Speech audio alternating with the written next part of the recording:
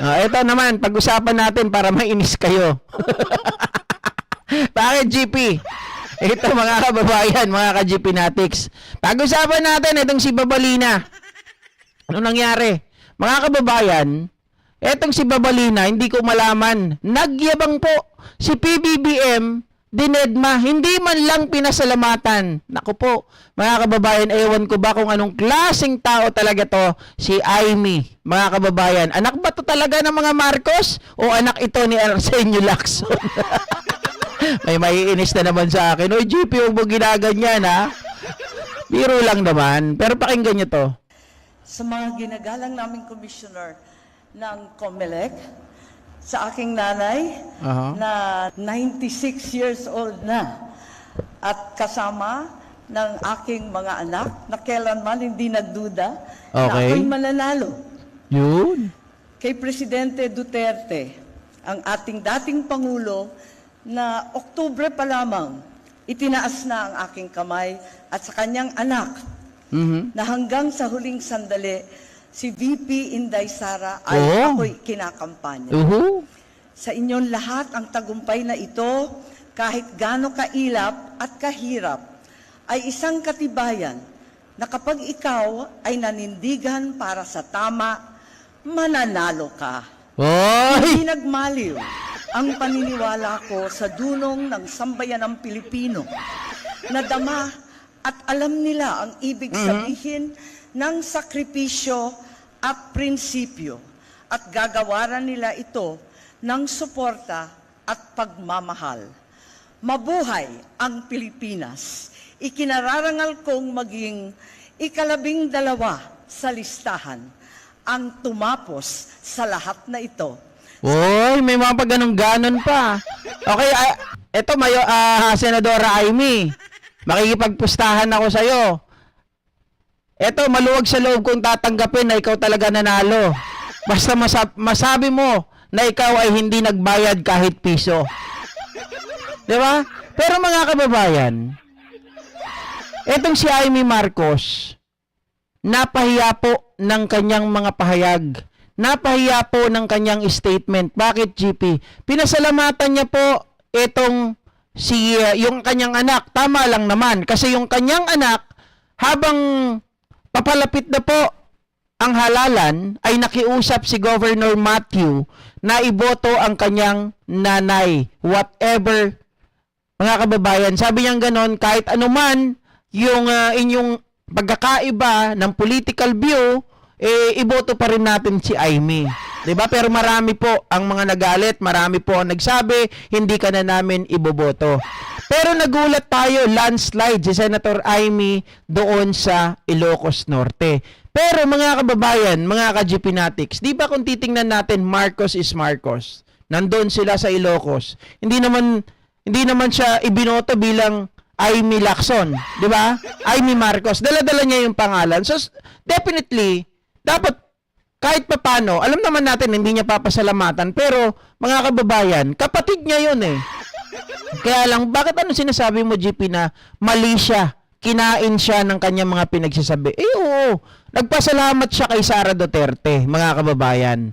Napaka-engot ni Senadora Amy. Bakit? Ito po ang katotohanan na hindi natin maiaalis. Pinapasalamatan mo yung tao na trinaydor ka. Pinapasalamatan mo yung mga tao na hindi naman po tumulong sa'yo. Mga kababayan, mga ka-GP Natics, si Senatora Amy Marcos, kung titingnan nyo po ang resulta, Region 1, May 15, 2025. Oh, iba tayo na open ko. Hold on. Ayan. Oh, tingnan ninyo. Senatorial race. Region 1, mga kababayan.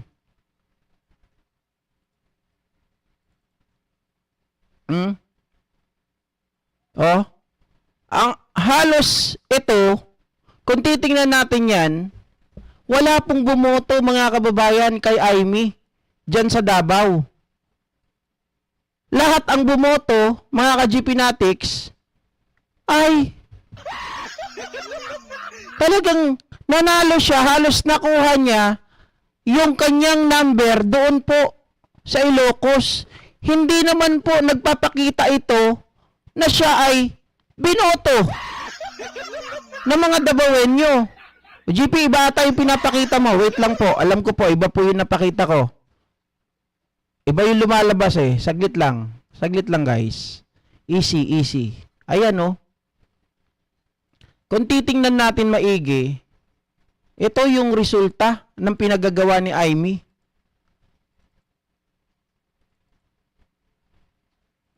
Ito na. Tama na to. Sigurado ako. Ito, oh.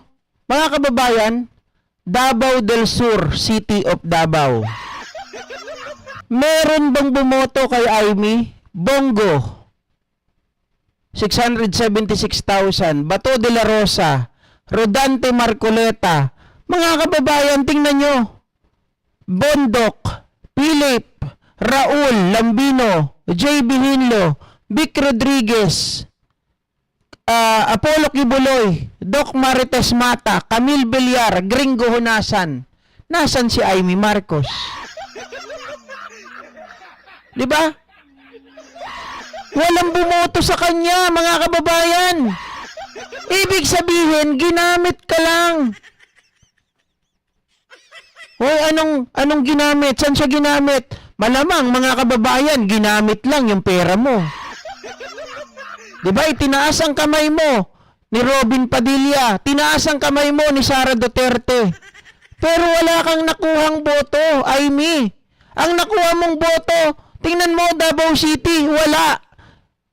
GP, baka naman mayroon, tingnan mo sa dulo. Meron siguro mangilan-ngilan. Daan lang. Diba? Oh. Pero hindi ko kasi nakita dito kasi ito range ng 200,000, mga kababayan. So, ibig sabihin, mas maliit yung margin na nakuha ni Aimee Marcos doon. Hindi talaga siya nabitbit. Di ba nag-solid siya sa Ilocos? Oh, tingnan nyo dito, mga kababayan, Region 1. Oh. Region 2. Oh, ang liit. Hindi talaga nakakuha, mga ka-GP Natics. Region 1 is, tingnan ko lang maigi, baka ayaw ko lang magkamali eh. Oh, Ilocos Region. 'Di ba? Oh, mga kababayan.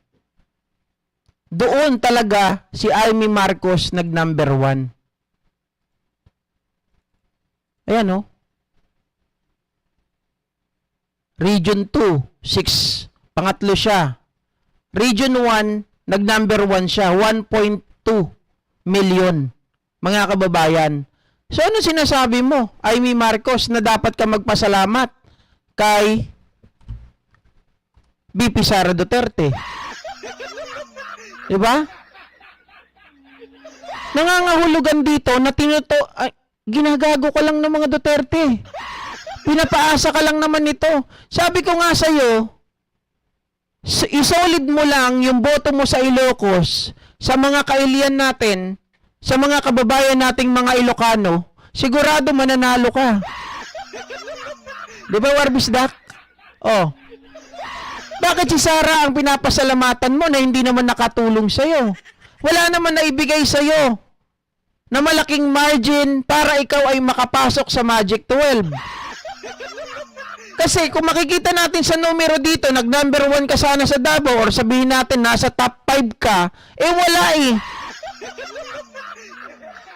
Diba? Oh. Dito, ito yung nagpapakita na tanga si Aimee. Ito yung nagpapakita na si Aimee ay binudol ng mga Duterte. Diba? Tinanggap nila doon sa Duterte as guest, mga kababayan, pero walang nakuha. May pataas-taas ka pa ng kamay. Meron ka pang patalastas. Lolong. Ayaw ko sa lulong. Oh. Ayan ha, maliwanag mga ka-GP Natics. Region 1, doon siya talaga nag-number 1. Which is the Ilocos. Solid ang kanya doon. Pero pagdating po sa Davao, ang nakuha niya, mangilan-ngilan lang. Parang, ano to, awa? Diba? Awa lang, yung nakuha niya, oh. Region 11, mga kababayan, Davao. Oh.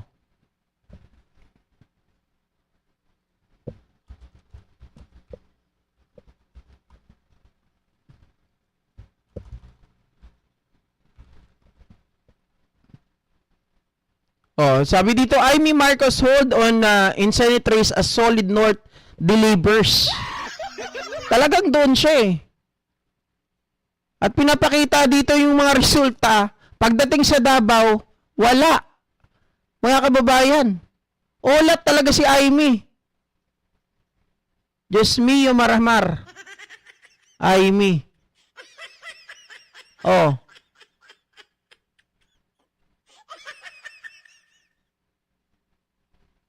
Papakita ko sa inyo para maniwala kayo.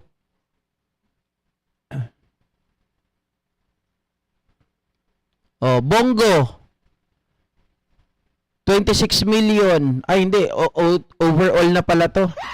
Mga kababayan, hindi lang Davao region. Grabe, ang tindi. Ay, nako. Ayan na, mga ka-GP Natics. Amy Marcos, dapat makita mo tong numero na to para magising ka sa katotohanan na inuunggoy ka lang ng mga Duterte. Hindi sila yung tunay mong kakampi. Sila yun ang gagamit sa'yo. Total, mangga ka naman. Nagmamanggahan kayo. Manggahan sila. Diba? Hindi. Gusto kasi natin magising sa katotohanan si Senadora Amy Marcos na siya ay ginagago, na siya po ay inuunggoy ng mga Duterte. Ginagamit lang ang pera mo. Diba? Endorso ko no. Tapos makikita mo sa boto, wala. Oh. Kung alam nila nakakampi ka talaga, dapat iboboto ka nila, bakit wala ka sa bilang?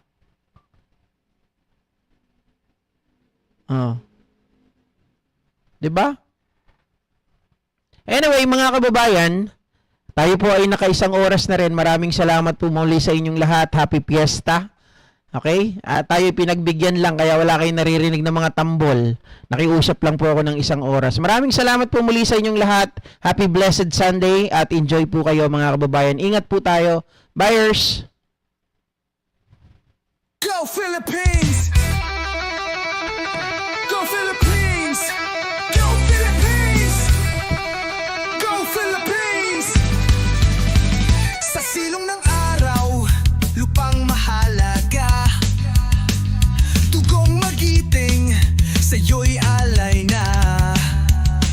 Sa bawat pagsikap, sa bawat hakbang, ang dangal ng bayan, tayo ay manindigan. Huwag matakot, huwag panghinaan. Sa hamon ng buhay, tayo'y lumaban.